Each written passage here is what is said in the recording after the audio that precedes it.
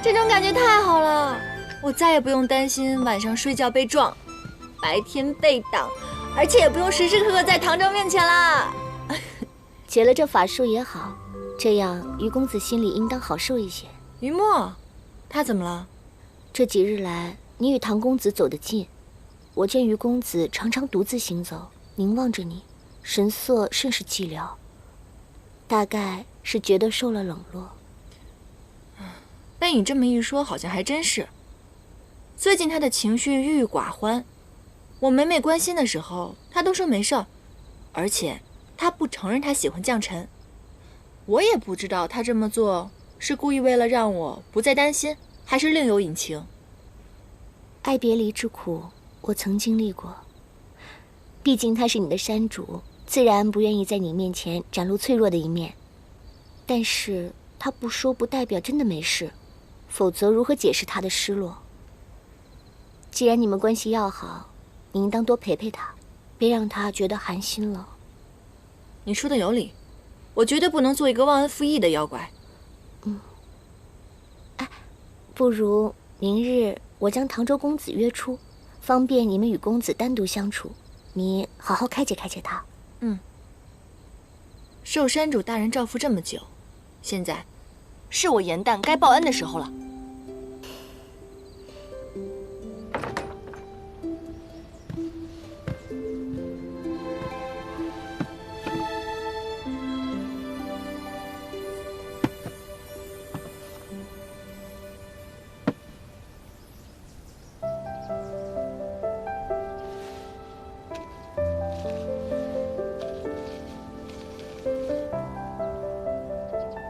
莫伤悲，莫气馁。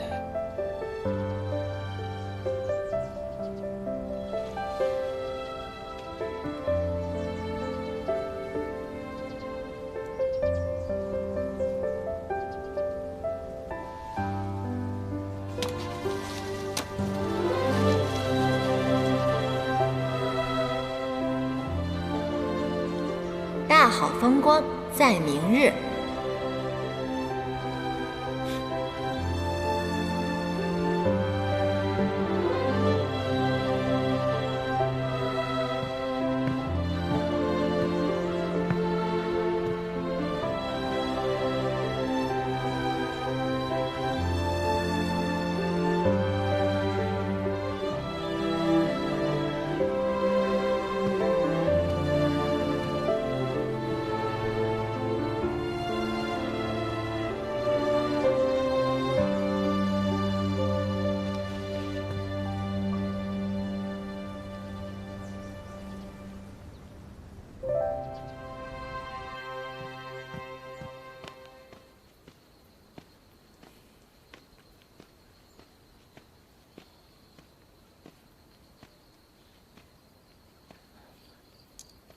店中小二说，楼上有人寻我。公子见是我邀请，可是失望了。找我何事？生得偶然间得到一副未解棋局，久思未果，想请教公子一番。我不通艺术。怎会不通？不知为何，我每次看到棋盘，或生学艺之念，就会惊慌烦躁，痛心难忍。你曾经说过，你可以看到过往。那么我想请问你一下，为何我每次在梦中看到一位女子在我面前跳桥，梦里我看不清她的容貌，而我每次醒来，我就会自责痛楚？那可是我以前亏欠之人。你竟还记得他？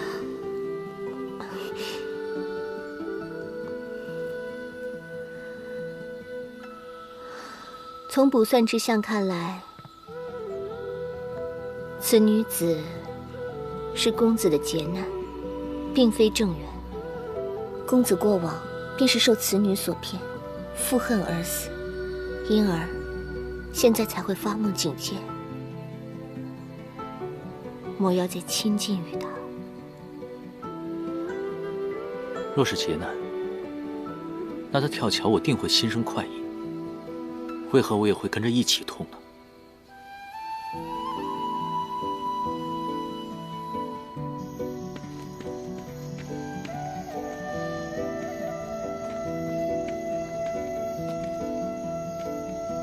莲青，你来啦！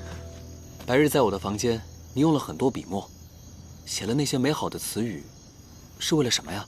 你看，这些是我给你做的天灯。近来我看你心绪郁结，要是我对你不管不问的话，未免也太不仗义了吧？我听闻，凡人如果有烦恼的话，他们会把烦恼写在天灯上，然后放出去，这样烦恼就一并消失了。要不要试一试？来，你写一面，我写一面。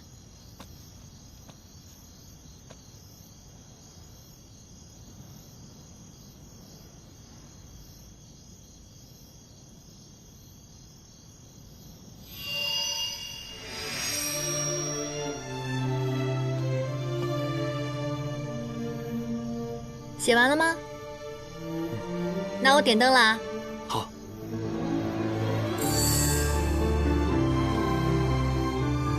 哎，等一下。啊？我想看看你写的是什么。哎，不行！小气，还不让看了？想看我写什么之前，我得先看看你的。哎。啊？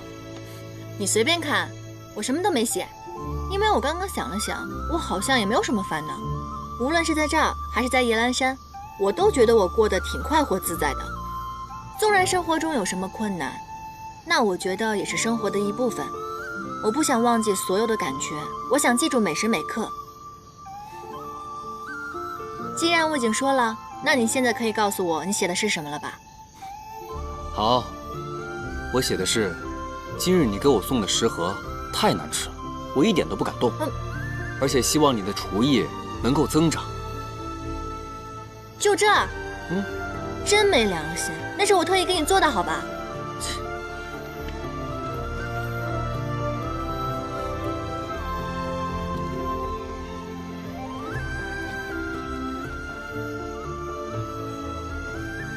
前尘往事，不知是否应当坦诚告知。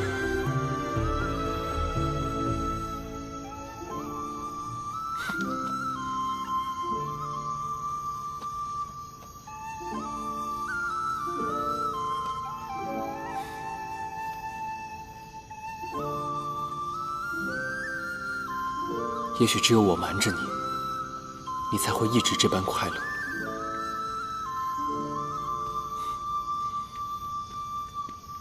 咱们一起把它放飞吧。好。我再去拿别的。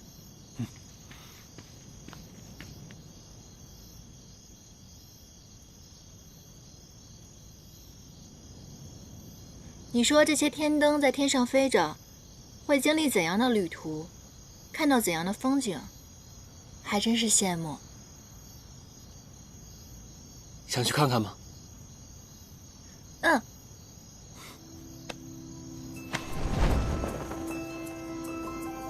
既然公子不通艺术，那圣德便为你弹奏一曲，怡情解闷。圣。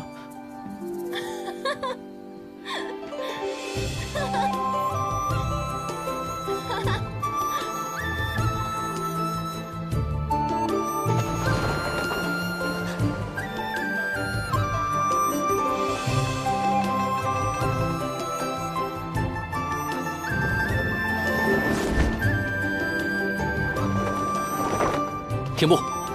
前方是客栈，再向前定会被凡人察觉。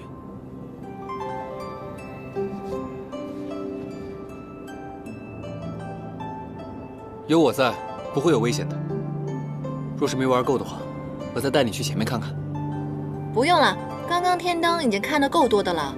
本来今日想帮你排解心结，没想到又让你带我看了场天灯。无妨，做主公的自然要对莲青宠爱有加。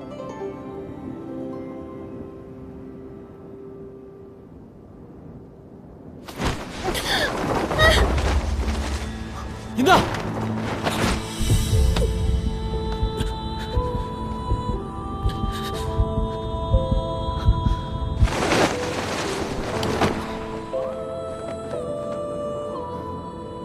心点。谢了。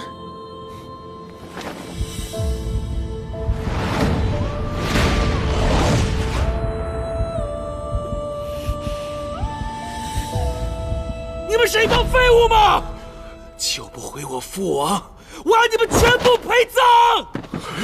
请恕罪。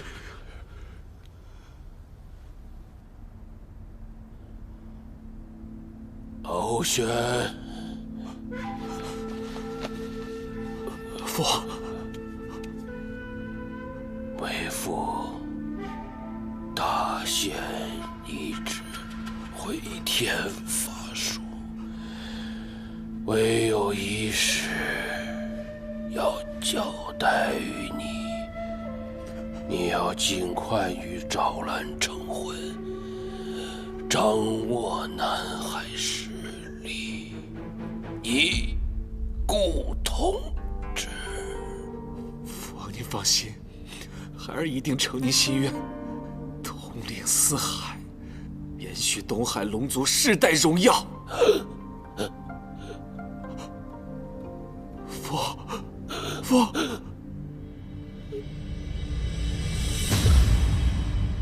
王！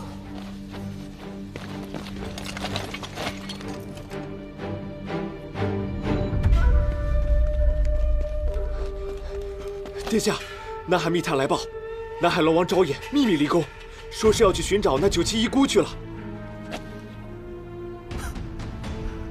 赵兰，你竟然还在骗我！我父王刚死，你们就这么着急另攀他主吗？好，我就教教你们，谁才是真正的龙尊。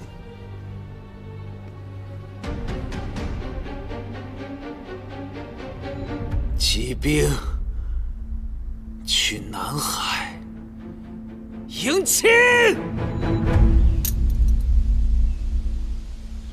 你这个是不是作弊了？哎，我严某人可是赌技超一流，爷来山头号圣手，愿赌服输好不好？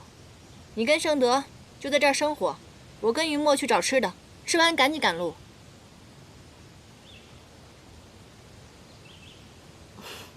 严大姑娘和于公子的感情真好，一刻也不愿意分离。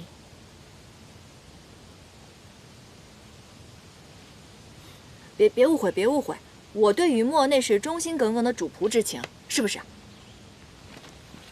于墨公子好生自在，可是四海即将因你而起浩劫吗？来者不善。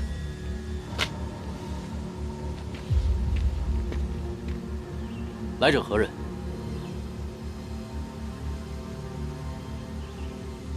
应元帝君竟然没死，天界称他云神仙士，难道是另有隐情？仙神罹难，不得无礼。仙神？谁呀？他呀？他是仙神？哇，盛德，你果然没有撒谎，你真的是大罗神仙啊你！行啊你！之前都有得罪啊，多多包涵，多多包涵。唐州竟是下凡历难的仙神，他到底是何人？尊驾，我乃南海龙王昭衍，老夫绝无违抗天条、阻碍利难之意，实在是事涉四海与家事，还请尊驾切莫插手。尊驾不必客气，我如今为凡人，从前往事一概不知。云墨是我的友人，要我袖手旁观，绝无可能。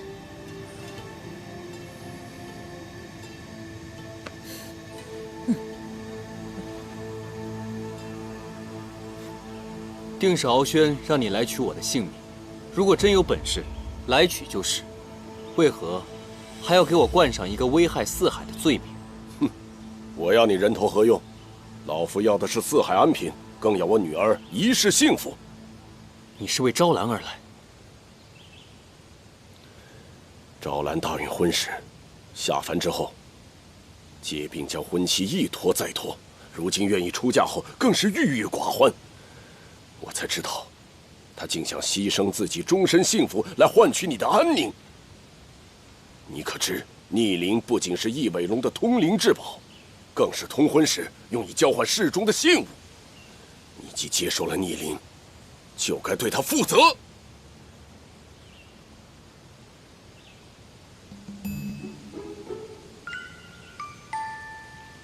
你也行啊，雨墨。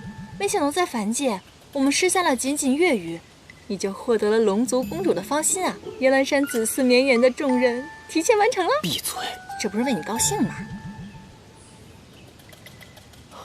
龙王殿下，此物的意义我全然不知，如果知晓，我绝不会收的。一派胡言！若非你蓄意哄骗撩拨于他，为何你遥想了他的幻心灵，接受了逆鳞，却从未见你来南海提亲？如今婚期将至，赵兰心在你处，逆鳞物在你手，南海被指背弃盟约，你却邪美，到处游玩，悠哉乐哉，为父为君，今日必定要为此讨个公道。哎，龙王息怒，误会了，误会了。我们山主品行正直，绝对不是那种朝三暮四、骗取少女芳心的不义之徒。话说，这很巧嘛，我们夜来山其实正在杀鸡宰羊，搜索各地奇珍异宝，准备向招兰姑娘下聘呢。闭嘴！这不缓和下气氛吗？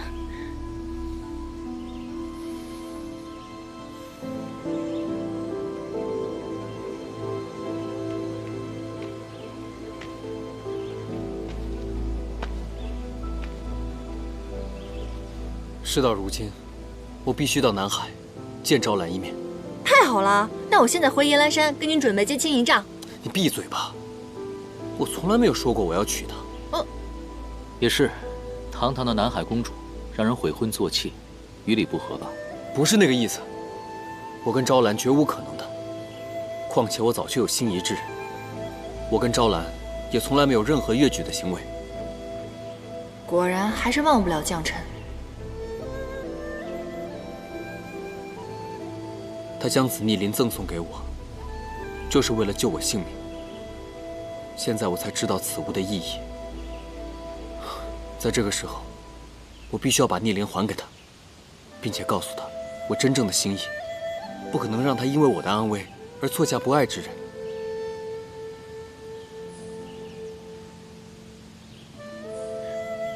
颜淡啊，你陪我一同去吧。我啊，不行，除非我也一起。不可！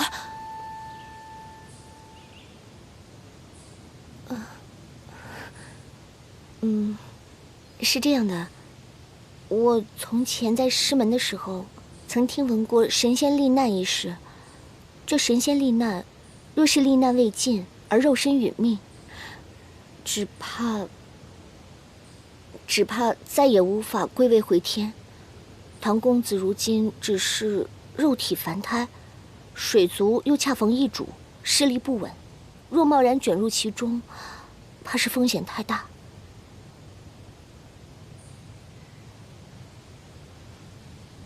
不要紧，昔日我遇难之时，相救的小仙曾和我说过，我仙衣破损，若无四大神器修护的话，早晚仙里会外泄而死，所以我早已无所畏惧。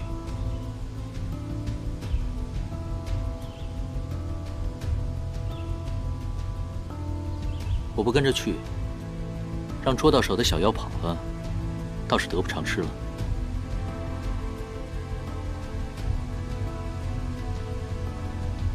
那行，要不这样吧，咱们4个一起去呗，先解决了于梦的桃花劫，再送顺德回师门，这样行了吧？赞成。赞成。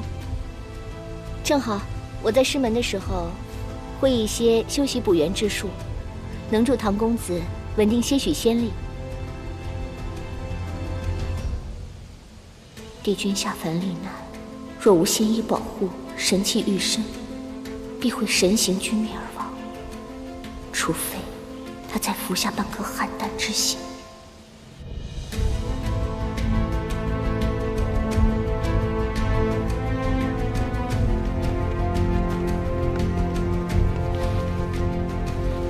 尊家，为了不干涉尊家的历难，只能委屈您在龙宫中蒙面，还请上神见谅。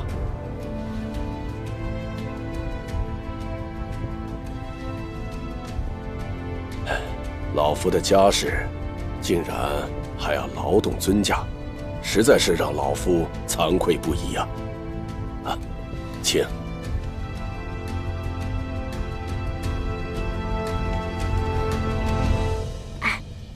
这唐周到底是什么身份啊？连一海之主的南海龙王都对他这么毕恭毕敬的，难不成他是戏折子里说的大罗金仙？圣德，你可知道他到底是什么身份吗？严大妹妹未免也太会说笑了。欲晋升仙阶或犯了错的仙家，才需下凡历难。一般位列上神之尊者，无需遵循。天界谪仙众多，身份尊贵者云云，我们不必费心猜测。哦，圣德姑娘，懂得还真多嘛。严丹，我听你这话的意思，我这个靠山啊，你算是靠够了，要不然换个新靠山靠靠。哎呀，此番游历，我总算懂得了一个道理：求人不如求己。再说了，我就算要找靠山，当然是主公这种亲切的靠山啦。聪明，走吧。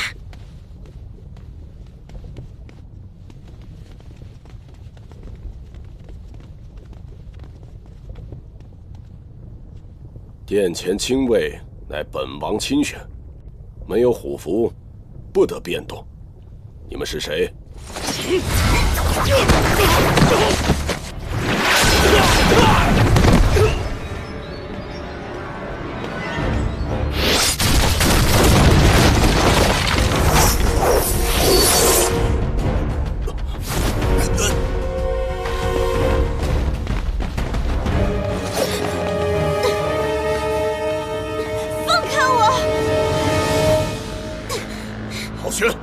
放开我！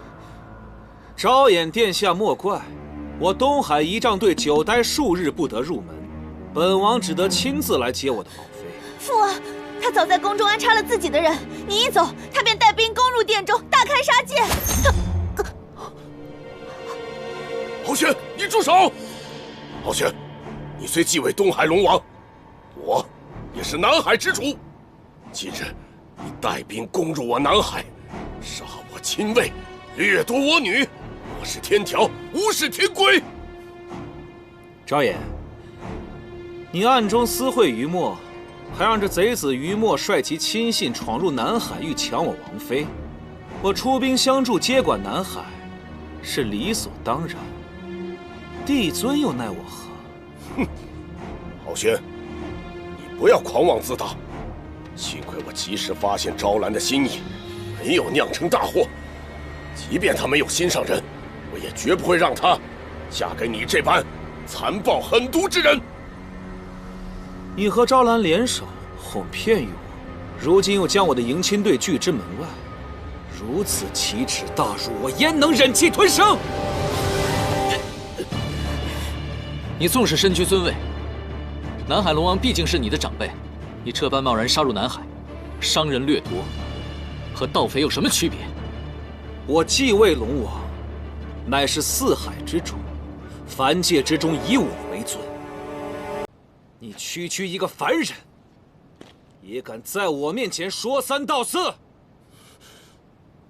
哎，龙王，这位龙王您别生气啊，误会了。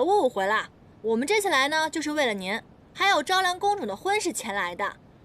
我们不是来抢亲的，是来和解的。这样，您先把昭衍殿下放下，有什么话咱们好好说，行吗？又是你，无知小人！你要杀的人是我，与众人无关。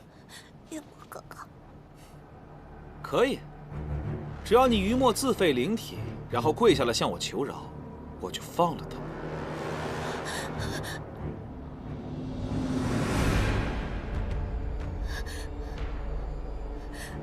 不要！这是你们两海之间的家事，我本不愿意插手，可是昭兰有恩于我，你却不分青红皂白，屠戮南海亲卫，又伤害昭兰亲父，你莫要逼我出手。哼，在我眼中，你们已是必死之人，还说甚慷慨之词？我生性不欲招惹风波，可现如今，是你逼我出手。给我上！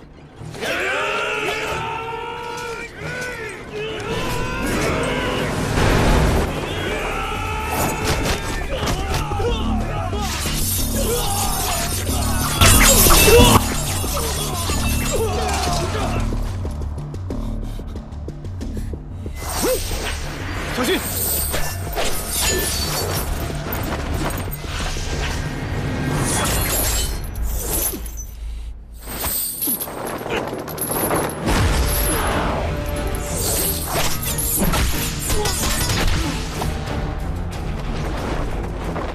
你保护好自己，我去救昭衍殿下。好，汤公子小心！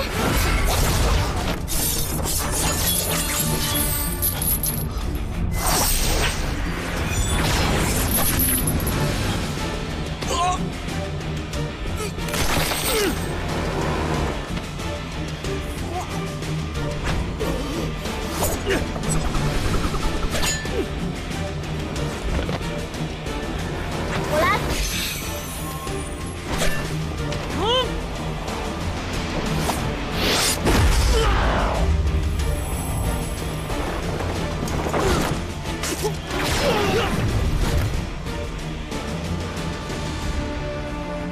何时拿回了龙丹？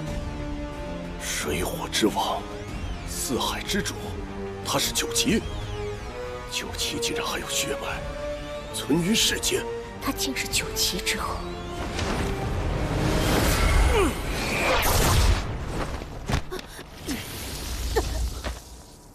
赵兰，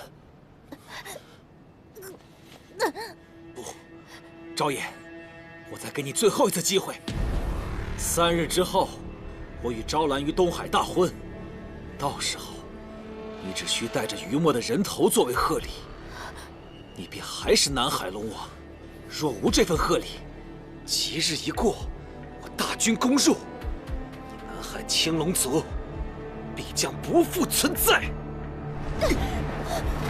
赵兰，女儿。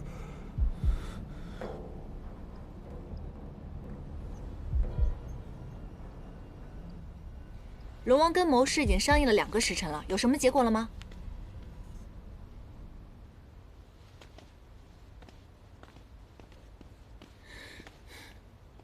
这个龙王不会真听了敖轩所言，砍了我们的头去当贺礼吧？还有你啊，于墨，你是九旗这事儿怎么没早告诉我呢？我只是不知该如何开口，并非刻意隐瞒。哎，我不是计较这个，我生气的是，早知道你不是黑鱼，我天天炖鱼汤喝了。如果这次我真死了的话，那我辛辛苦苦白活了一场，我连鱼腥味都没有闻到，这是我心头一汗啊！若昭衍殿下真要砍于墨脑袋的话，你觉得我们还有机会坐在这儿吗？敖轩为了逼婚大开杀戒，将南海之首视同微末草芥一般，可见其品性暴戾。若真奉此人为尊的话，这四海日后恐怕就只有敖轩一人为王了。可昭兰公主还在敖轩手上，我们在此是祸非福，实难揣测昭衍殿下如何计量。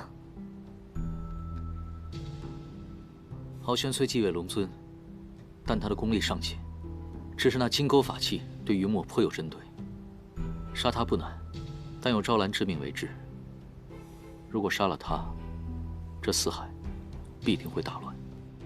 唐公子说的极是，如今九旗之力一显，四海震动，西海、北海必定人心惶惶，这桩家事恐会化为兵变。唐公子，你身份尊贵，应以避难之事为先，实不宜卷入其中啊。圣德姑娘，你说自己是偏门小派的术士，可现如今，你却上识天条秘辛，下察四海变动，还指点起我们来。姑娘的法力和门派，我可真是好奇呀。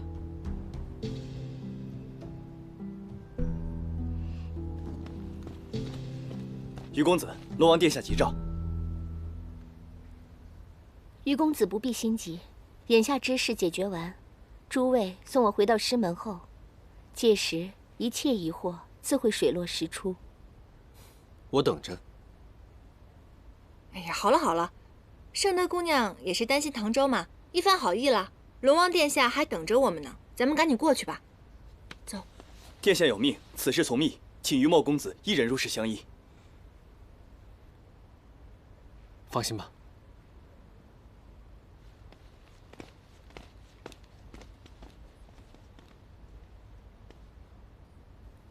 若要得邯郸之心，必得先除去此人。以我的功力杀不了他，须得找个帮手。殿下的意思是要我将敖轩取而代之？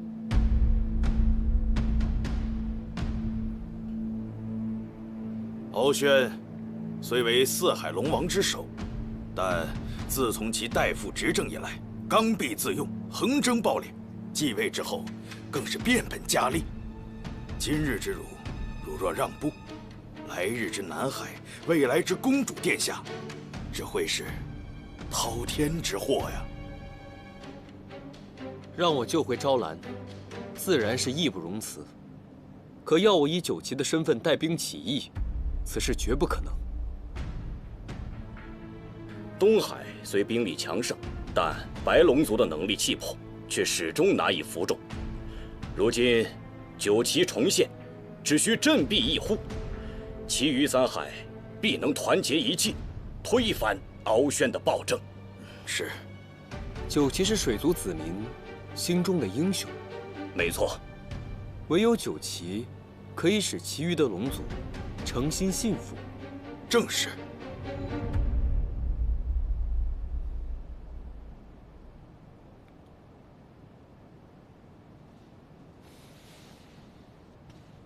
有一句话，我想问过殿下。昔日创世之战，我九旗全族被屠，遭灭顶之灾。此后，你们欢天喜地拜东海白龙族为尊，弃我九旗如同婢女。可现如今，全是僵尸之时，又盼我前来相助。你们可曾想过，如此厚颜无耻，会遭天下人耻笑吗？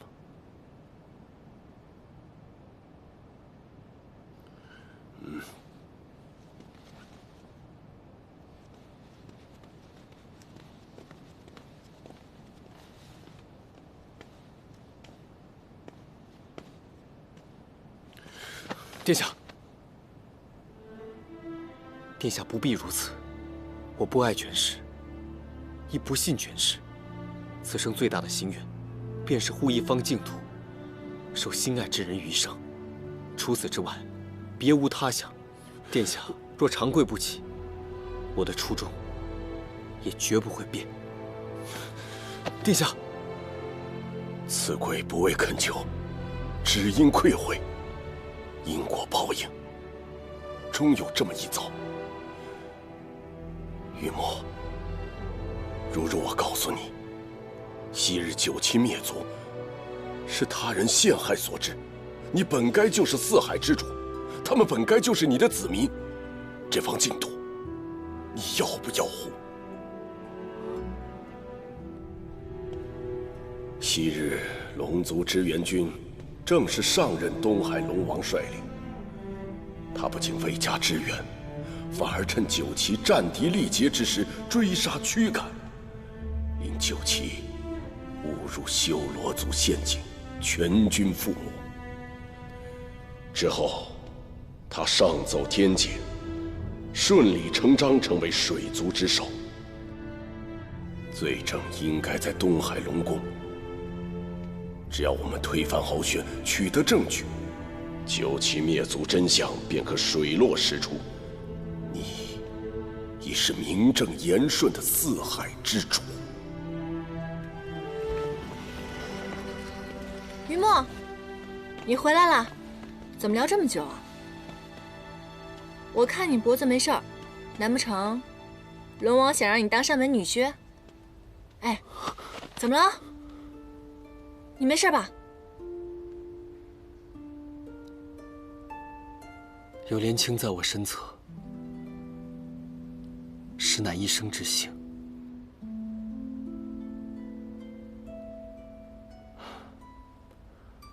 方才昭衍殿下邀我同他一起联合西海和北海，推翻敖宣暴政，救回昭兰。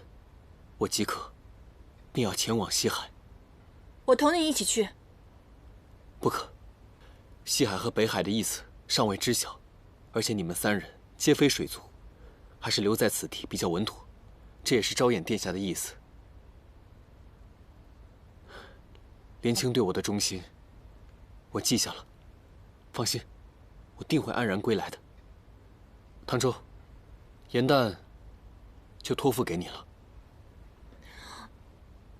是我抓的妖，本该由我负责。哎，不必了，不必了，你别再给我照顾进玉葫芦里，我自己能照顾自己。放心吧，我会尽快归来。嗯。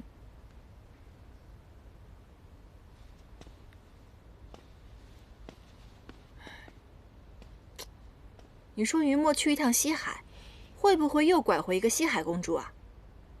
怎么，你吃醋了？啊？说的什么话？我们全延兰山上下都希望我们山主早日走出情伤，娶一个山主夫人呢。我当然要事事留心了。若是真有点苗头，我得赶紧回去通知百灵，让他准备聘礼。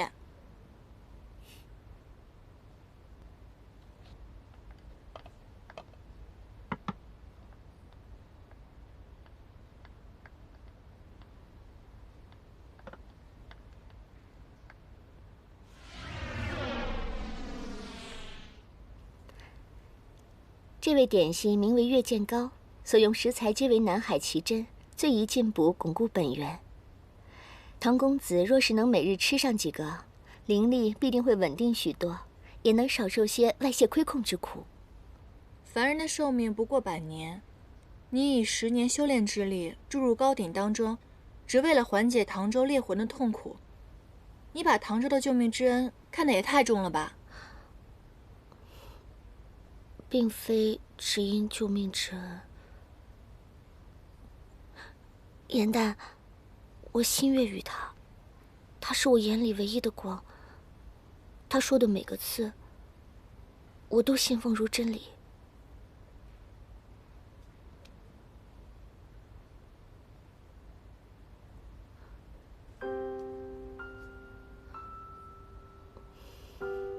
你为何这副样子？难道你也心悦于他？怎么可能？我连7情6欲到底是什么，都还不太清楚呢。可是你们2个不是才刚刚认识的吗？我不是说过，我能看见人的过往当下吗？以前我们在天界为仙时，我与他厮守了一世。这是生生世世注定的缘分。难道爱真的是命中注定的吗？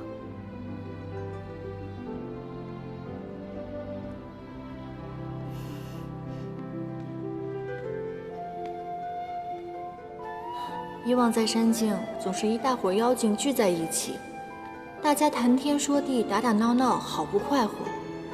可与唐州相处却不一样，有时很开心，有时心里不知怎么，却会难受苦涩。唉。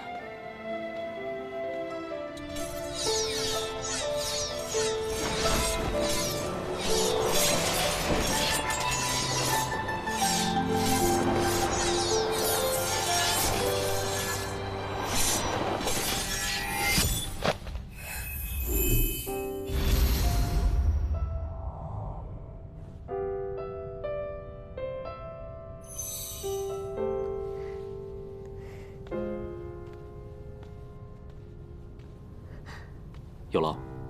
无妨，我愿意一直为公子掌灯照亮。这是我亲手做的，你吃了之后便会少受些先例外泄之苦。我早已经习惯了，不劳圣德姑娘多费心。我一定会治好你的病痛。做都做了，尝一个吧。不必了。颜淡呢？他知道了月见膏的方子，去龙宫外的峡谷采药了。或许是想亲手做给于公子尝尝。宫外峡谷漆黑一片，很是危险。我现在去找他。这糕点，我回来再用吧。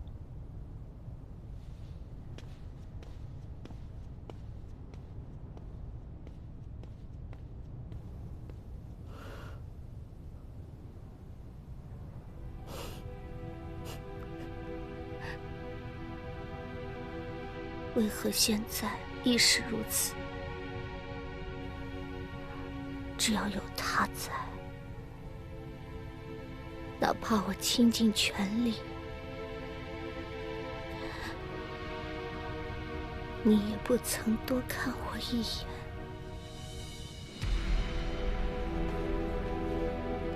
这么深，也不知道我的真身能不能支撑得住。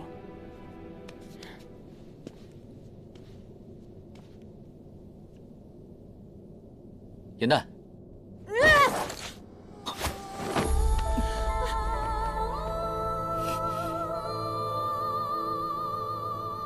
愣着干嘛？拉我上去啊！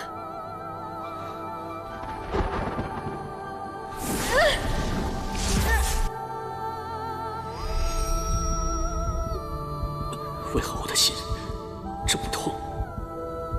唐舟，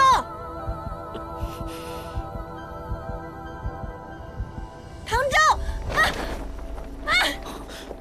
颜淡，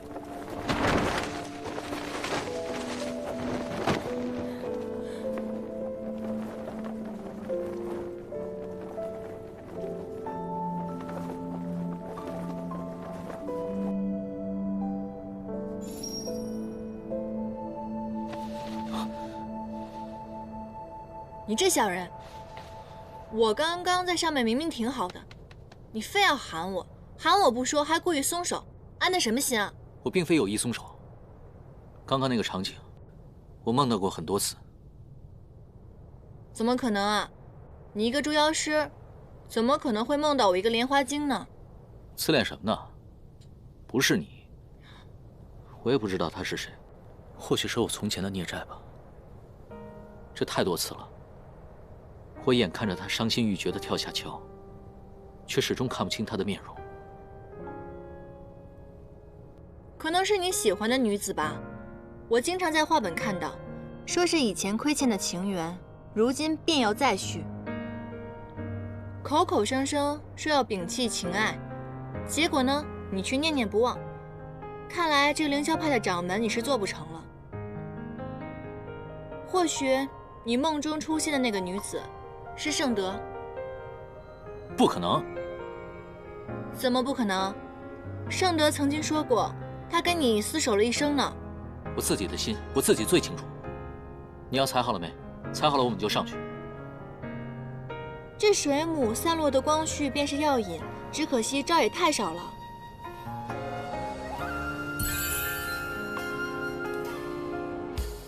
抓紧了啊！都怪时光风絮，红尘沙砾吹向你，心字涌入潮汐，频频问起，情之所寄，只怕眼角泪滴，一次融掉你背影。我的知情，我的誓约，我的全部都偏向你。守着春秋来去，一往而深，向你迁徙。美在沉香人迹，尘埃落地，仍有期许。听闻酿成佳句，两人美景总相依。风凉半醒，冰生一地，不放肆与大梦不息。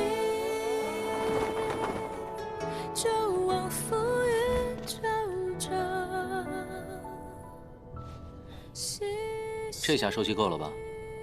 够了。你这般费力，为的就是给于墨做糕点啊？你未免太小看我了吧？我改良了月见糕的方子，食之不仅可以巩固修为，功力能够有所增进。若是大战的话，赠与南海的士兵也好有助益。想的倒还挺周到。干嘛？盛德不是给你做了很多吗？难道你眼馋了？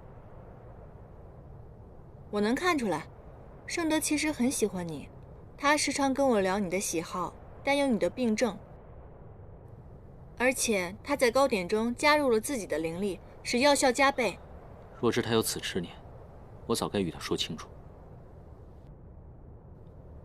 有人如此在意你，难道你不会感动和开心吗？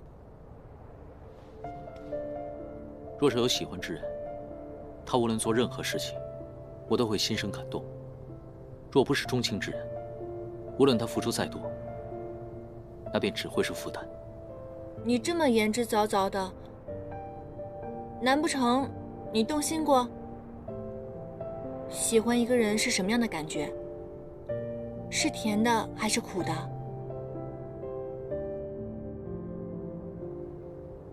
你管我？无论是苦是甜，我这修炼之人是无缘体会了。切，我才懒得管你呢。我去练剑了。啊，对了，你要再乱跑的话，再有下次，你就乖乖的进玉葫芦里。这小人，平日里口口声声的说不染红尘一念，被我揭开真面目，便要翻脸不认账。小人。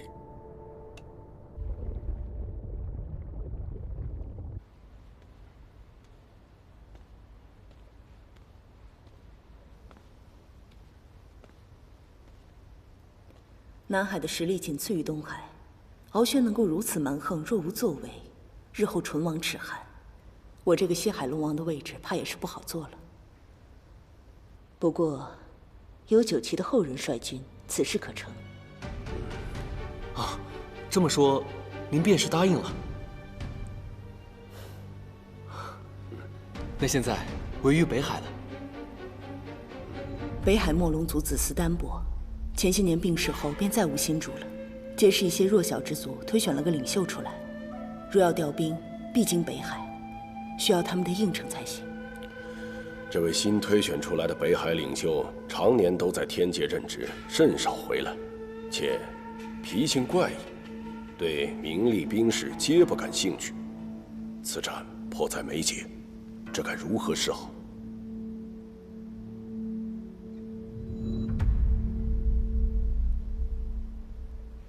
如果没有猜错的话，这北海之主，应该是蒙着黑布的这一位吧？是，但并非我因他不是龙族而心生怠慢，实在是此人言行怪僻，连入画时都不收敛一二，摆出来，怕有失庄重，让人笑话。无妨，那可否揭开一看呢？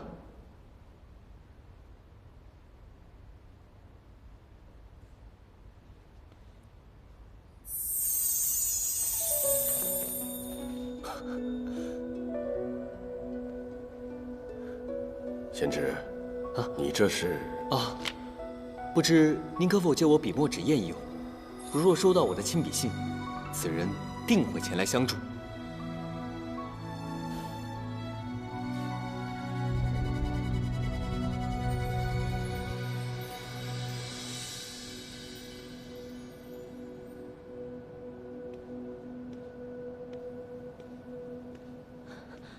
公主还是不肯喝。公主不肯喝，就是你没用。无用之人还留着做什么？够了！他虽是奴仆，也是你东海的子民，你便这么残暴御下吗？是又如何？是你被迷了心智，眼里心里都只有那个于墨。我就算为你做再多，在你心里也不过就是糟粕。敖轩。我之前确实是真心实意想要嫁与你，但是你始终不愿意相信，你口口声声说的心意，便是斩断我父王一条手臂，残害我南海子民。你这样的心意，我宁可不要。昭兰，我会对你好的。我自小就把最好的、最爱惜的、最温柔的一切都给了你。只要你父王听我的话，我就会给他尊荣，给南海尊荣的。但若我父王不肯杀了雨墨哥哥呢？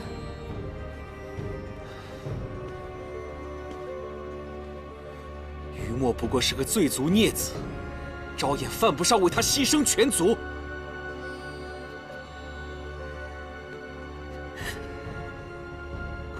我如若早知道你的本性如此偏执残忍，我宁愿永不化出人身，也好过现在为了一纸婚约，连累于墨哥哥，甚至整个南海的安危。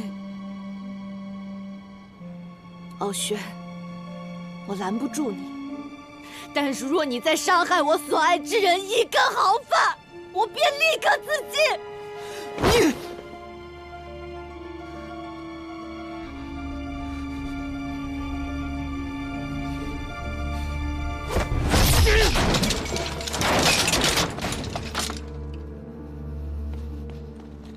殿下，殿下，活腻了吗？殿下，南海有人前来拜访。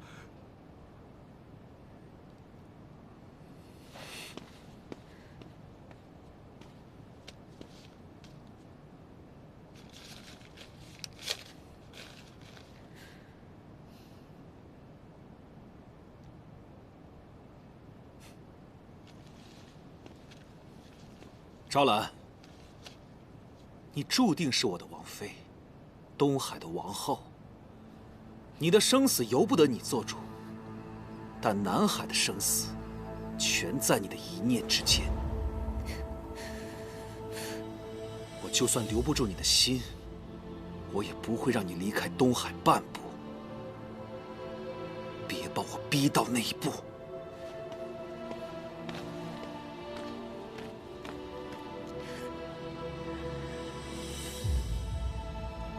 雨墨哥哥，你快逃回野兰山吧。唯有你平安，我才有勇气面对这一切。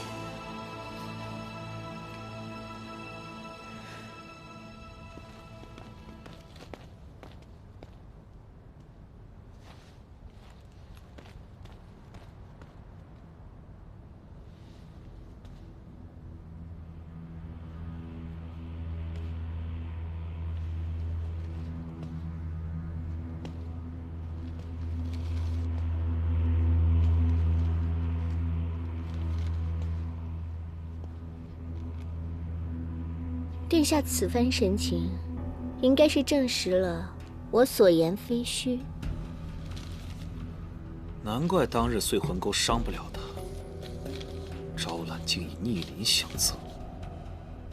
若不杀了他，我怎么忍得了这份屈辱？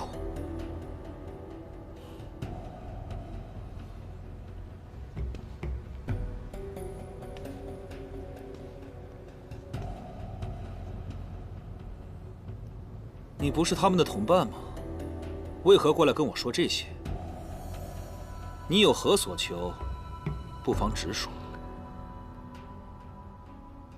我的所求，殿下帮不了我，但我与殿下有相同的目的，就是要于墨死。殿下可知？昭衍已经带着于墨去了西海，要联合三海之力，发兵东海。他这是妄想！四海早就易主了。若是起义失败，这自然是妄想。可殿下的碎魂钩已经伤不了于墨分毫。九岐天生强悍，又在水族中素有威名。我知道。但你能冒险来到东海，必是要法子助我取胜。你说吧，要什么赏赐，本王都可以给你。殿下必赢的转机，与我想得到的赏赐，皆在于一人。那人，也是于墨唯一的弱点，就是那日于墨护在身后的女子颜淡。殿下只要拿下她，纵使于墨有千军万马，他也会甘愿认输赴死。原来于墨心系此女，不过，你为何要用她作为赏赐？世事弄人，我钟情之人为此女所夺，可偏偏此女能救我心爱之人的性命。殿下只要答应我，攻城后将颜淡的尸身送我，于墨起义调兵的种种谋划，我皆会搜寻奉上。好，本王答应你。